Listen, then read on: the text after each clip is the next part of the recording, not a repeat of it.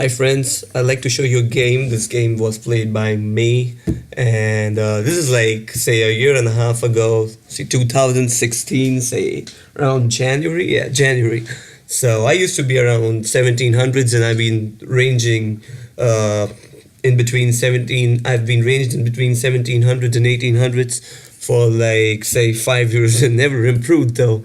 But yeah, let's say like I'd like to show you this game. This is like really beautiful, uh, somewhat offbeat, but yeah, I love open positions. So let's take a look.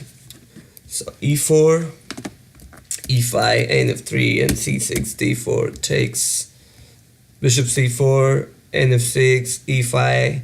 Yeah, these are all the standard moves. So now the knight goes to e4, castle, bishop e7. This was somewhat surprising to me because the normal move is to play d5. Bishop e7, I'd say I was not sure about this, so I started attacking right away.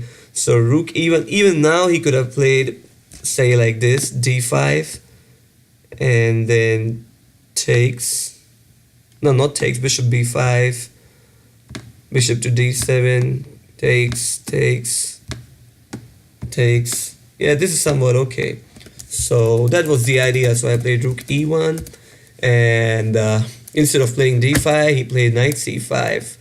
So this is something dubious I found, but yeah, not bad. Knight can go to e6 after castles, but yeah, this is all human mind calculations, no engines involved. Okay, so I apologize if I'm wrong, but yeah. So I played knight to d4, knight takes d4, knight takes d4, queen takes, attacking the knight, which is defended by the bishop, so no problems. Castle, develop your pieces. Every time I'd say develop your pieces. So knight was inactive on b1. I played the knight to c3, d6, attacking the pawn on e5. Played knight d5. Now we're going forward. Like if he takes, yeah, queen takes. Now the bishop is under danger. It's under attack by my three pieces, knight, queen, and rook. So he played bishop to d6, queen to h5, maneuvering the queen to better position.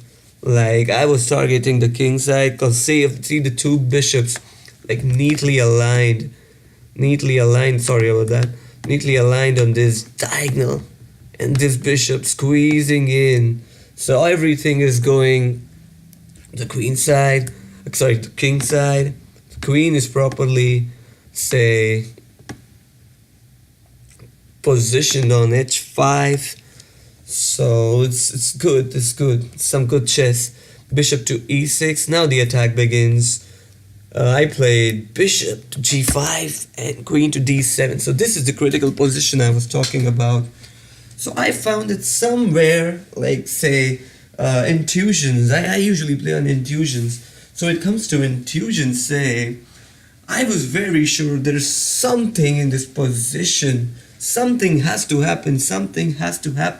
And black has to crack very fast. Like say 5 to 6 moves, he has to crack. That's what my intuition said. So I can see, as you can see in this position, king to g8 and queen to d7, I said something has to happen.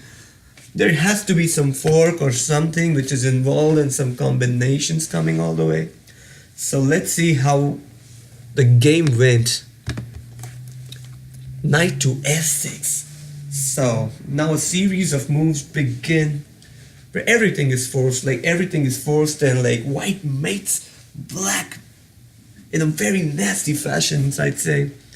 So knight to f6. So now the knight is checking the king, and it is attacking the queen. So say if you play king to h8, queen takes h7 mate. So the only move left is to take with the g pawn. So g takes f6. As usually you can see this simple bishop takes f6. Now I'm threatening queen to g5 and checkmate. So the only way you can save it is by playing bishop to f5, because moving the rook I'd say won't work. Say moving the rook to e8 would lead to queen to g8 check and king to f8, queen g7 checkmate. So this is all human calculation, so forgive me if I'm wrong. So now after bishop takes f6, bishop to f5 is forced to block the check, which actually happened in the game. Queen to g5, bishop to g6. This is all calculated, all planned. Now queen to h6 again with the mating net, trying to form a mating net. So queen to g7 is the threat, and again you checkmate the black king. Black king's in danger. So the only way you can like actually control the square is by playing knight to e6. So that's actually what happened in the game. As again, like I said 4 moves ago, everything is so planned, everything was calculated. So knight to e6. Now I have to remove the knight. So yeah, remove the knight as in like say I have to capture it. So like destroying the defender. This knight is defending the square on g7. So like a normal guy would play, like say bishop to e6. This is what I had in my mind. This is what I had calculated. But then I found this error. Like if you play bishop to e6, yeah, f takes e6, and then what? Then what I see on the board is queen defends the g7 square. So I was like, oh my god, I was so in a shock. But like you know, I play on intuitions, and intuitions is my strength. Like say intuitions is the game. It's the game. You gotta know it. You feel it. So instead of bishop takes e6, I played rook takes e6. Bam! So now if you take with the queen, I won't even capture the queen back on e6. I would like directly go for g7 check and mate. So right now, since I sacrificed a lot of pieces, that made sense. He captured from f7 to e6. Now comes the blow. So bishop to e6. Bishop takes e6. So now the only way you can block is by rook f7. Bishop f7 doesn't work because queen g7 is mate, and queen f7 doesn't work because queen g7 is mate. So now see this beautiful end.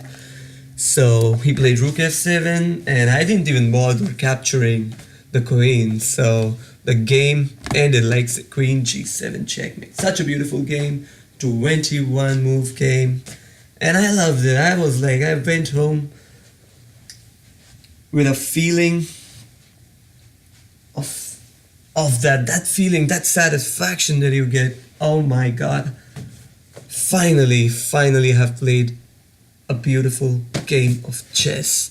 So this was for me. Off you guys, have a good day and learn.